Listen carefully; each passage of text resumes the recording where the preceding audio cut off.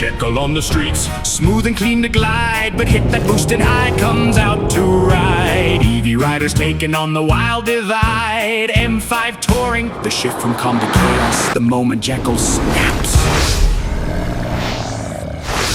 The 2026 BMW M5 Touring Wagon plug-in hybrid is probably the most outrageous plug-in hybrid on the road today. If ever there was a car that could mimic the personalities of Dr. Jekyll and Mr. Hyde, this plug-in hybrid is it. On the one hand, you have a highly impractical but delightful twin-turbo V8 with a combined 717 horsepower. But on the other hand, throw this plug-in hybrid into EV-only mode and you could potentially go weeks without touching a drop of gas while taking the kids to soccer practice, assuming that soccer field is fairly close to home. BMW has done a masterful job of creating a no-compromise machine, although others would argue it's filled with compromises. There's that Jekyll and Hyde analogy again. It's a muscle wagon that draws admiring glances at car shows and track days, but a mild-mannered EV with room for family and gear for short hops around town. For a plug-in hybrid, the M5 charges pretty quick with its AC-only setup. BMW says it'll hit a peak of 11 kilowatts. But we saw an even better, steady 11.9 kilowatts for a good portion of our charging, even touching 12 kilowatts. We charge from an indicated 0 to 100% in 1 hour 32 minutes, adding 15.7 kilowatt hours, which would seem to indicate BMW built in a big battery buffer, since its total capacity is rated at 22.1 kilowatt hours. BMW rates the M5 Touring at 25 miles of pure EV driving. In our testing, we actually got 28 miles going from 100 to 0% of charge. That was in about 83-degree weather with the AC on and doing a mix of secondary roads and interstate driving. Depending on your commute and whether you have a charger at work, some drivers will likely avoid firing up the V8 for days or maybe even weeks at a time. And in case you had any doubt, yes, the M5 requires premium. In fact, BMW recommends 93 octane for maximum performance, while 91 octane will do for day-to-day driving. So don't think you can sneak a tank of unleaded regular in there to save a few pennies. Now what about that twin-turbo V8? Muscle car fans will be thrilled. It rockets to 60 in a BMW estimated 3.5 seconds, while in the real world, Motor Trend managed 3.2 seconds. So at this point, I'm getting on the interstate here in town, and I'm going the speed of traffic, and it's having no problem staying in EV mode. So you can go over 80 miles per hour and still stay in EV mode. So again, if you want fuel economy, you will be able to get it. In fact, just yesterday when I picked up the car, the fuel economy was listed at 13 miles a gallon. That's because the last driver no doubt was having a good time with the V8. I've already got the fuel economy average up over 20 miles per gallon because, of course, I've been driving it in EV mode. And if you did that for a few weeks, you would see that mileage really climb. When you are on the interstate, or anywhere for that matter, if you want full power, what you can do is go ahead and hit this left downshift paddle and hold it. And once you do, you're in boost mode. And my gosh, does that throw you in the back of your seat. Not only is the boost mode aggressive, it's also eye candy visually.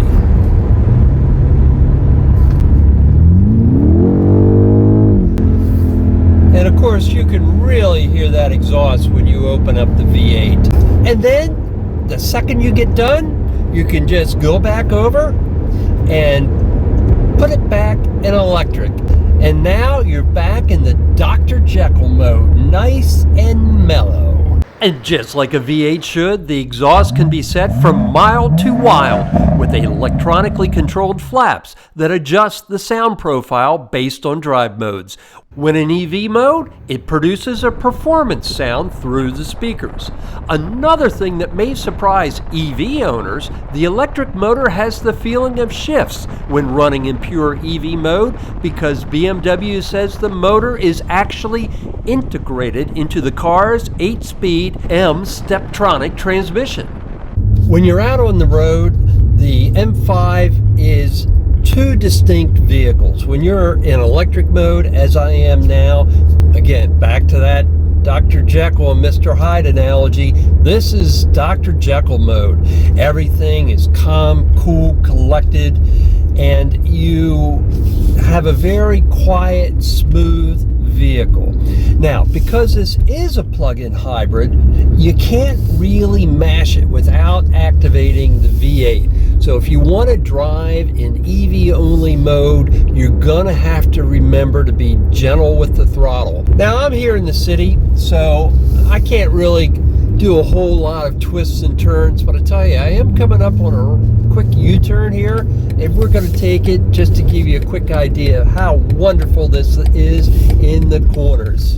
So we're taking this corner, and man, did it do a nice job. You know, and that's the thing about this car. Even though it's a station wagon, even though it's extremely practical in terms of going to things like campouts and taking the kids back and forth, it's still a blast to drive. Of course, when you're road tripping, this will be an expensive car to drive because you'll chew through that 25 miles of EV range like nothing.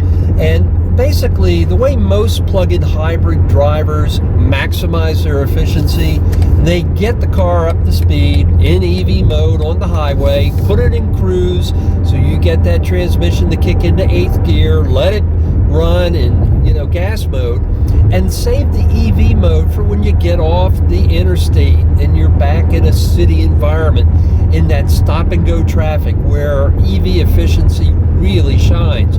But again, all this really is going to depend on your driving pattern. If you're somebody that's got a 60-mile commute a day, this isn't really going to make much difference. But if you're somebody that's got a 20-mile round trip commute a day, a plug-in hybrid like this can make all the difference in the world. That way, when you want to go to the car shows on the weekend, you can enjoy that V8 thunder, and then during the week, you can enjoy the efficiency and lower fuel price of electricity. I'd be willing to bet anybody that sounds off on this car is going to have some pretty strong opinions, and I gotta say, I'm looking forward to reading them. So go ahead, sound off. Is it crazy to mate a big twin turbo V8 with an electric motor? Or is it the sleeper car of the year? In some ways, the M5 Touring is a throwback to the massive V8 station wagons we saw here in the US in the 1970s. As far as I could determine, this M5 actually weighs a few pounds more than the prior station wagon heavyweight, the 1974 Buick Estate Wagon. The big Buick tipped the scales at 5,400 pounds, while BMW says the M5 weighs 5,530 pounds. The Buick threw in third row seating for good measure, although there's no sense comparing the two when it comes to performance or handling, since the old Buick doesn't hold a candle to modern tech V8s and suspension systems. Our particular M5 has the glass sunroof, and I'm happy to say it includes a power sunshade. So if you find that it's a bit too bright, you can always hit the button and close up the shade. Now, this particular sunroof does not open. It's fixed glass, it's panoramic, so especially for your passengers, when it's not too bright a day, it'll provide a gorgeous view. Inside the M5, you'll find an absolutely stunning interior, as you should at this price point. It starts with a jeweled ambient lighting system that goes across the dash. Even the M5 logos in the seat light up when you enter the car. They present themselves to you. Now this interior, it is going to take time to learn. It starts with the infotainment system, which is very deep. This is not a system where you just sit in, put it in drive, and everything is intuitive. It's not that it's bad, it's just that it's complex. Even the air conditioning vents at first glance aren't obvious. There's controls right underwards though that are certain hidden. You have one for each the passenger and the driver. And speaking of the passenger and driver, you have your charging pad as you would expect, lit cup holders, and you also have a jewel-like iDrive system. So while you do have a touch screen, a lot of BMW drivers are instead going to use this haptic joystick circle to go ahead and quickly navigate to whatever setting they want. It's going to take a while to memorize all this, but once you do, at that point, it'll be pretty obvious. One thing I'm not happy about when it comes to the M5 Touring, its EV-only mode almost seems like an afterthought. And here's what I mean. Number one, it seems to reset into hybrid every single time you start the car, so you have to consciously think to switch it back to EV mode. Number two, if you want to go ahead and travel, most EVs these days, you just go ahead and punch in your destination and it'll plot a charging station along the way. Well, this doesn't really do that. And if you ask it to go ahead and give you a list of nearby charging stations, it will include the ones that this car can't use. Because this has AC only charging, things like Electrify America stations, of course, aren't going to work because they're DC fast chargers. So when I punched in my voice control asking for a list of nearby chargers, sure enough, my neighborhood Electrify America was on the list. Now imagine you head to that charger when you're on the road, you're not thinking about it, you're just driving. How frustrating would it be to pull up to a charger that you couldn't use? But in fairness to BMW, this is a plug-in hybrid, and the main idea of a plug-in hybrid is not needing to worry about charging when you're on the road traveling. Yes, admittedly, the vast majority of people that buy this are gonna instead head to the gas station rather than a charging station. Now, when it comes to storage, you've got a relatively small center console here. You can fit in a water bottle and a couple odds and ends, but this isn't a particularly big or deep unit. One of the high points of the M5's interior are these bucket seats. They really hug you and are extremely comfortable. Now, the M5 steering wheel really almost deserves a video of its own. There's so much going on here, but I'll try to keep it quick and simple.